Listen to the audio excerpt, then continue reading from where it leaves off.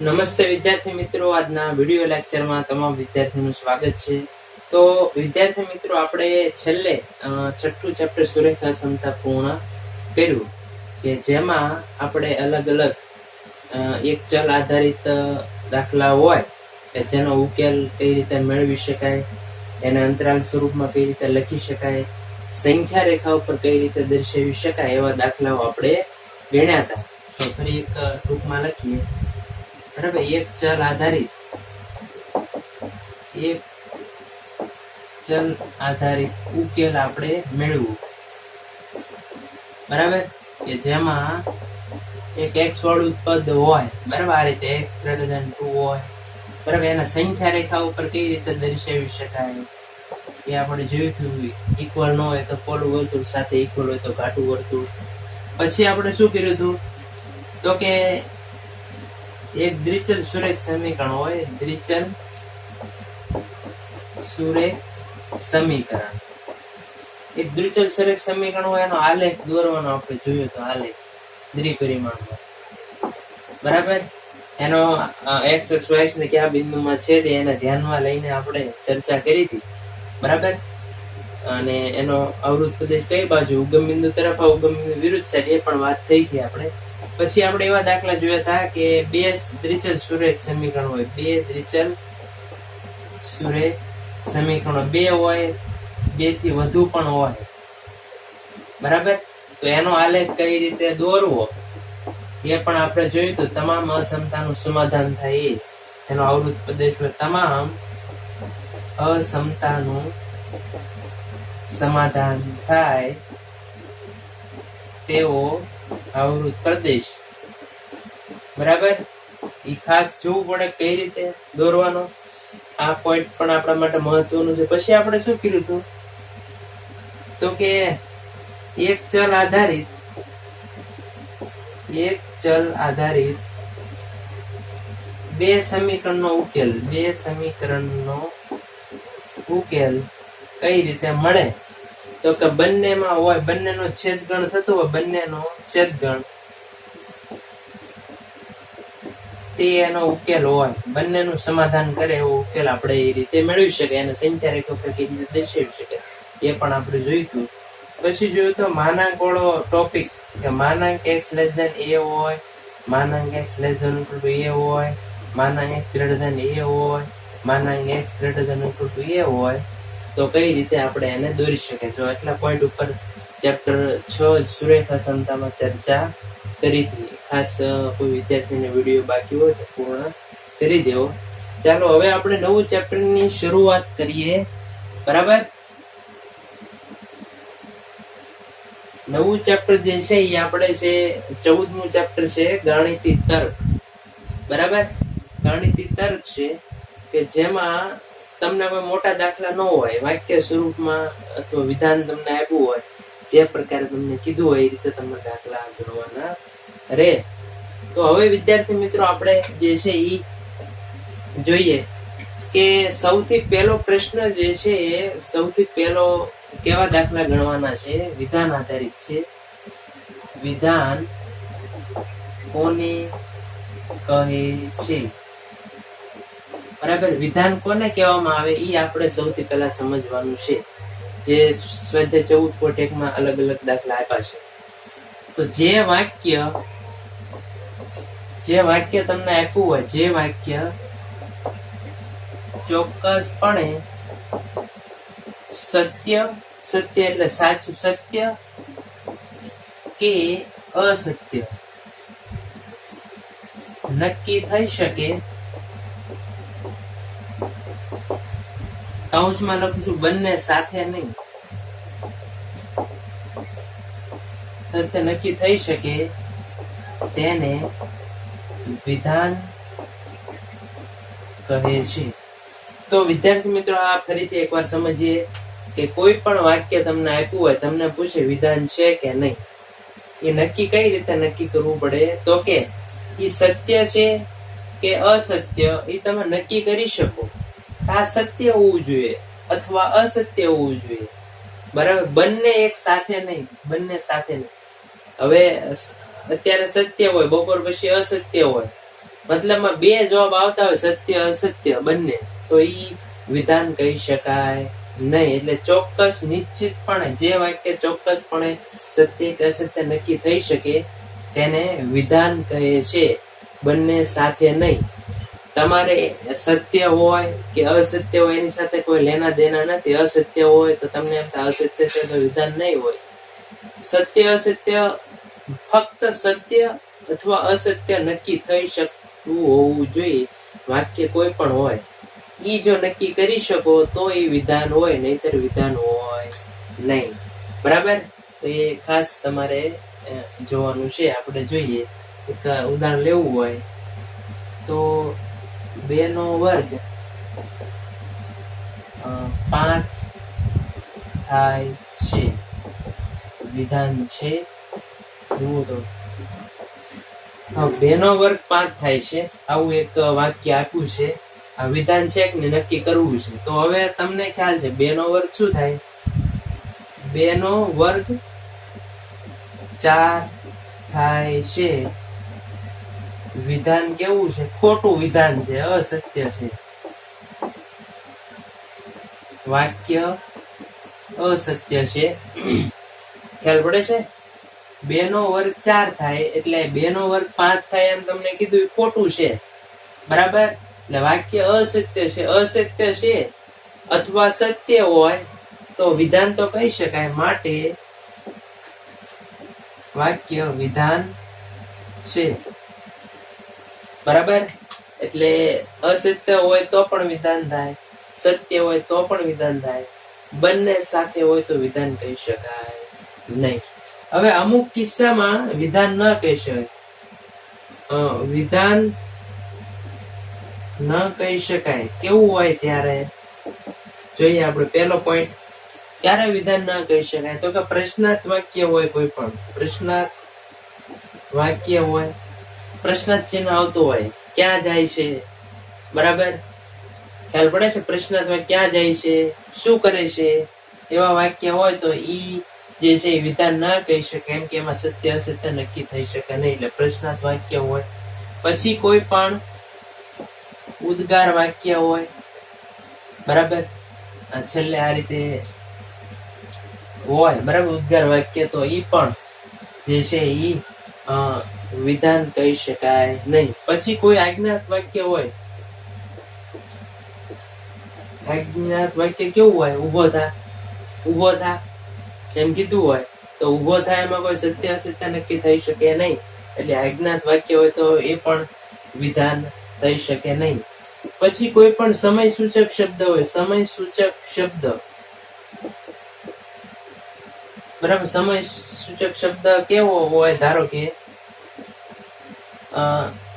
આજે રવિવાર છે.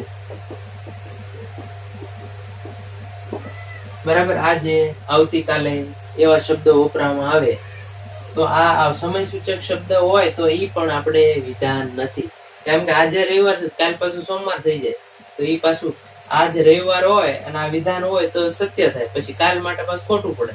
એટલે સત્ય અસત્ય બંને થાય તો એ વિધાન કહી શકાય નહીં. પછી કોઈ સ્થળ સૂચક શબ્દ હોય. સ્થળ સૂચક શબ્દ એટલે સ્થળ દર્શાવતું હોય, અહીં, ત્યાં, અહીં, ત્યાં એવા શબ્દો વપરાતા હોય તો પણ એ વિધાન કહી શકાય નહીં. બરાબર? એટલે આ રીતે અલગ અલગ પોઈન્ટ છે. પ્રશ્નાર્થ વાક્ય થતું હોય, ઉદ્ગાર વાક્ય થતું હોય, આજ્ઞાત વાક્ય હોય, સમય સૂચક શબ્દ હોય, સ્થળ સૂચક શબ્દ હોય. એ ઉપરાંત હજુ એક છે સર્વનામ હોય.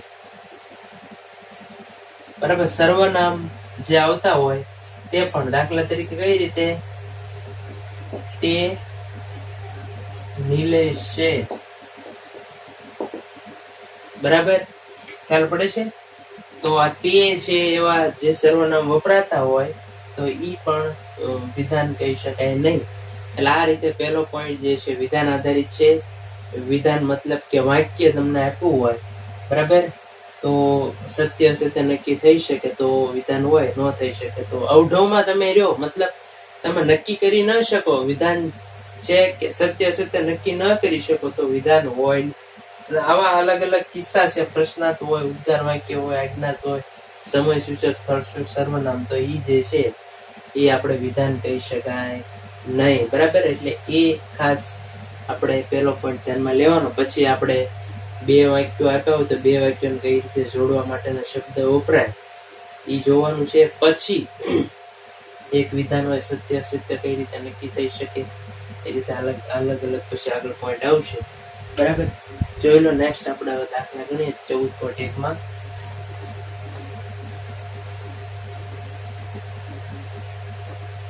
તો પહેલો પોઈન્ટ જે છે વિધાન આધારિત, ખાસ ધ્યાનમાં રાખવાનું. હવે જોઈએ નીચેનામાં કયા વિધાનો છે તમારા જવાબ માટેનું કારણ દર્શાવો.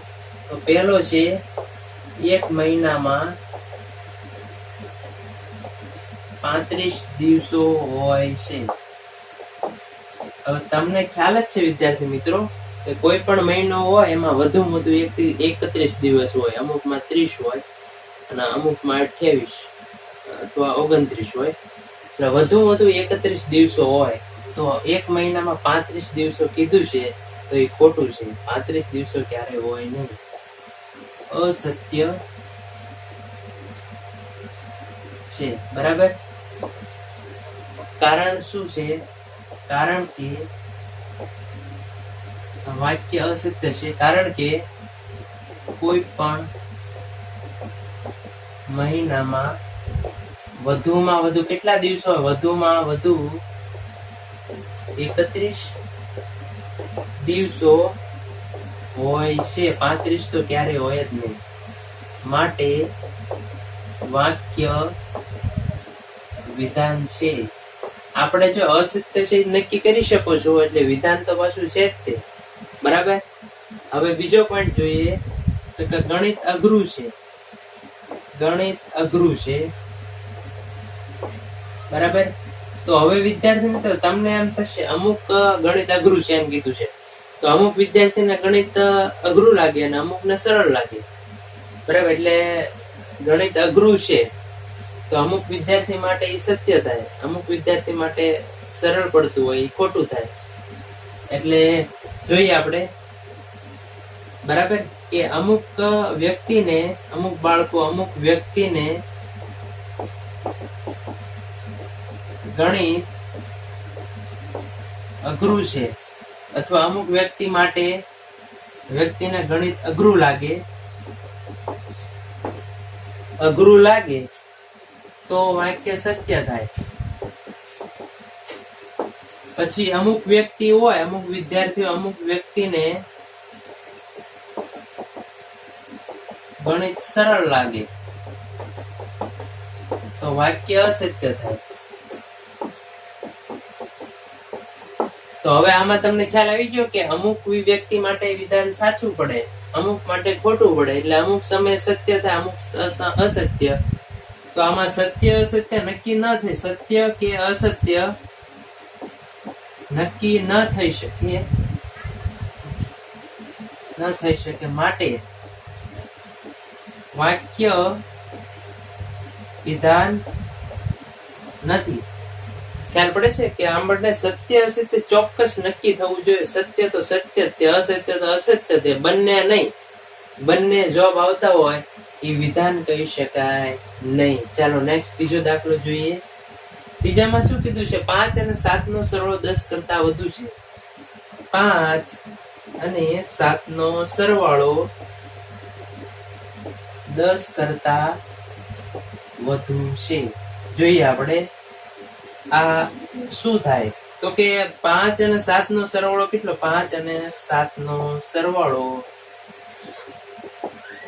12 થાય છે, જે 10 કરતા વધુ હોય અથવા વધુ છે. એટલે જો તમે જો 5 અને 7 નો સરવાળો 10 કરતા વધુ છે, સાચું ખોટું? 12 થાય, 10 કરતા વધુ છે, જે સત્ય છે, સત્ય નક્કી થઈ શકે. માટે વાક્ય વિધાન છે. બરાબર, અહીંયા વિધાન નથી, અહીંયા વિધાન છે. તો વિદ્યાર્થી મિત્રો ખાસ તમારે જે છે એ સત્ય અસત્ય ચોક્કસપણે નક્કી થઈ શકે તો જ તેને આપણે જે છે એ વિધાન છે કે નક્કી કરી શકીએ. બરાબર, આ રીતે દાખલા ગણવાના રે. પછી જો આપણે નેક્સ્ટ ચોથો દાખલો ગણીએ કઈ રીતે ગણવાનો છે.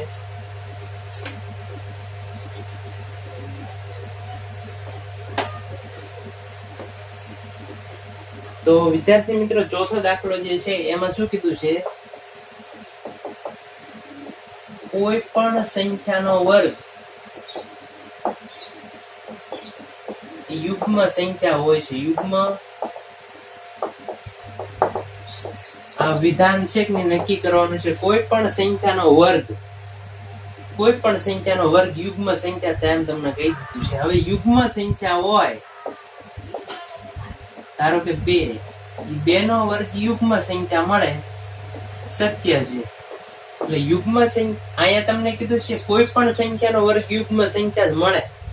હવે એવું થાય કે આપણે જોવું છે તો કે યુગ્મ સંખ્યા લીધી હોય તો એનો વર્ગ યુગ્મ સંખ્યા મળે, પણ અયુગ્મ સંખ્યા લીધી હોય, કોઈ પણ સંખ્યામાં યુગ્મ બંને આવે, 3 નો વર્ગ એ 9 થાય, એ અયુગ્મ મળે, તો ત્યાં વિધાન અસત્ય છે. ખ્યાલ પડ્યો વિદ્યાર્થી મિત્રો? તો અહીંયા તમે જોઈશો તો કોઈ પણ સંખ્યાનો વર્ગ યુગ્મ સંખ્યા એમ કીધું છે.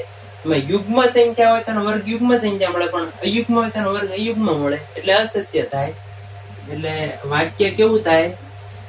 વાક્ય વિધાન નથી. બરાબર, કારણ કે સત્ય અસત્ય એકવાર સત્ય નક્કી થાય, એકવાર અસત્ય થાય છે, એટલે જે છે એ આપણે વિધાન કહી શકાય નહીં. નેક્સ્ટ આપણે જોઈએ 5મો. તો કોઈ પણ ચતુષ્કોણની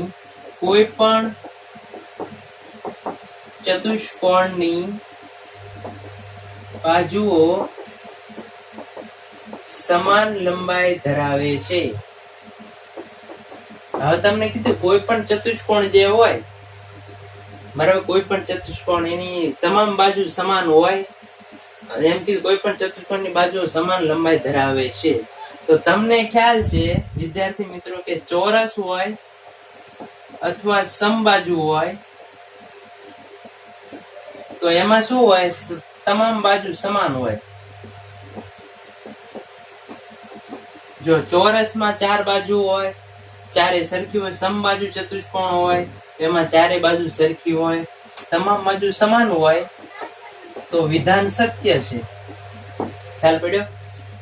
અને પછી અન્ય ચતુષ્કોણ હોય, અન્ય ચતુષ્કોણ, ધારો કે લંબચોરસ અથવા એ સિવાયના, તો એમાં તમામ બાજુ સમાન ન હોય, તમામ બાજુ સમાન ન હોય એટલે અસત્ય થાય. એટલે અમુક ચતુષ્કોણ વિદ્યાર્થી મિત્રો એના માટે સત્ય થાય, અમુક માટે ખોટું પડે.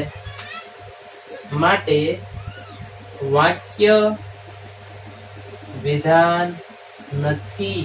આ ખાસ ધ્યાનમાં લેજો વિદ્યાર્થી મિત્રો. શા માટે નથી? કે અમુક માટે સત્ય થાય, અમુક માટે અસત્ય થાય. બે જવાબ ચાલે નહીં, સત્ય અથવા અસત્ય હોવો જોઈએ. 6થો છે, આ પ્રશ્ન નો ઉત્તર આપો. હવે તમને અહીંયા પ્રશ્ન ચિહ્ન થાય, આ પ્રશ્નનો ઉત્તર આપો. ક્યાં પ્રશ્નનો ઉત્તર આપવાનો છે ખબર નથી. ખ્યાલ પડી ગયો? અહીંયા કશું નક્કી થઈ શકે નહીં. આ પ્રશ્નનો ઉત્તર આપો એટલે એમાં પ્રશ્ન નથી આપેલો, એટલે આમાં નક્કી નહીં થઈ શકે. એટલે વિધાન નથી. સત્ય અસત્ય ચોક્કસપણે નક્કી થઈ શકતું નથી, એટલે વિધાન નથી. બરાબર. હવે 7મો દાખલો જોઈએ. 7માં શું કીધું છે? તો કે -1 અને 8 નો ગુણાકાર 8 થાય છે. -1 અને 8 નો ગુણાકાર 8 થાય છે. હવે જુઓ તો -1 અને 8 નો ગુણાકાર કેટલો હોય? -1 અને 8 નો ગુણાકાર -8 થાય છે. જે -1 અને 8 નો ગુણાકાર 8 થાય એ ખોટું છે. બરાબર. ખરેખર કેટલો? -8 થાય. જે વાક્ય કેવું છે? અસત્ય છે. બરાબર. -1 અને 8 નો ગુણાકાર ખરેખર -8 થાય, પણ આ જે આપ્યું છે એ અસત્ય છે. એટલે આપણે કહી શકાય કે અહીંયા નક્કી થઈ શકે અસત્ય છે, એટલે વિધાન છે. બરાબર. એટલે આ રીતના જવાબો તમારે ખાસ લખવાના રહેશે. ચાલો નેક્સ્ટ 8મો દાખલો ગણીએ.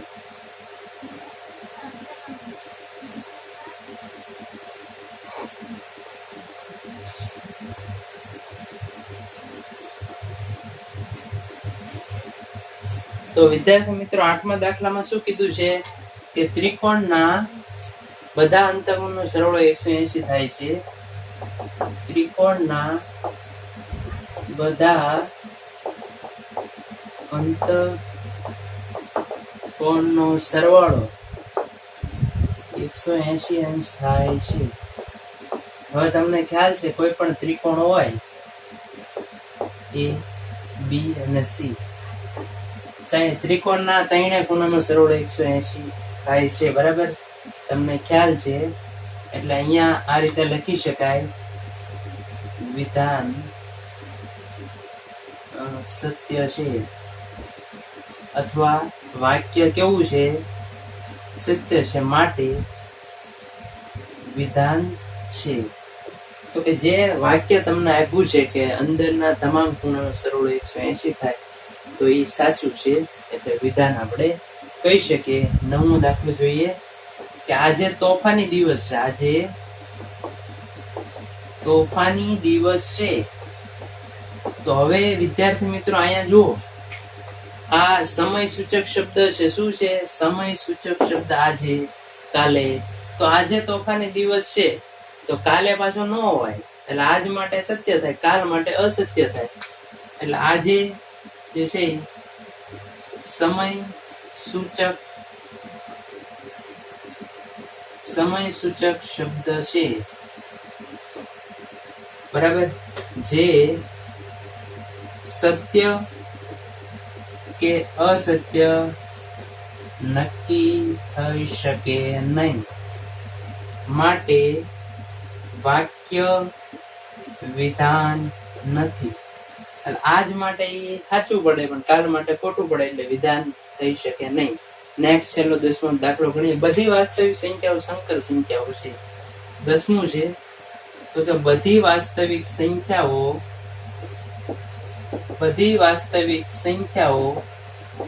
સંકર સંખ્યાઓ છે.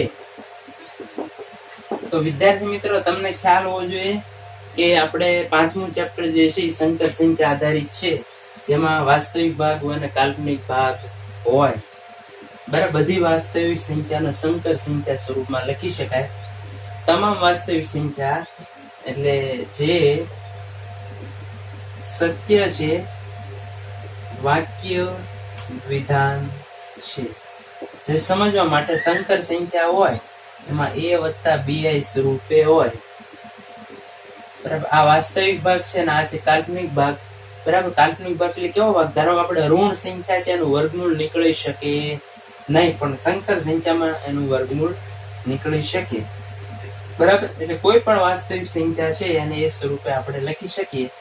ધારો કે 4 છે તો 4 + 0i લખી શકાય. બરાબર, આ ઉદાહરણ છે. એટલે સત્ય છે અને આ વાક્ય વિધાન થઈ શકે. બરાબર, તો વિદ્યાર્થી મિત્રો આજના લેક્ચરમાં એટલું રાખીએ. બહુ સરળ દાખલા છે. સત્ય વિધાન કોને કહેવામાં આવે? સત્ય અસત્ય નિશ્ચિતપણે નક્કી કરી શકો તો વિધાન કહેવામાં આવે, નહીં તો ન થાય. બંને જવાબ આવતા હોય સત્ય અને અસત્ય બંને, તો એ વિધાન કહી શકાય નહીં. તો આજના લેક્ચરમાં એટલું રાખીએ.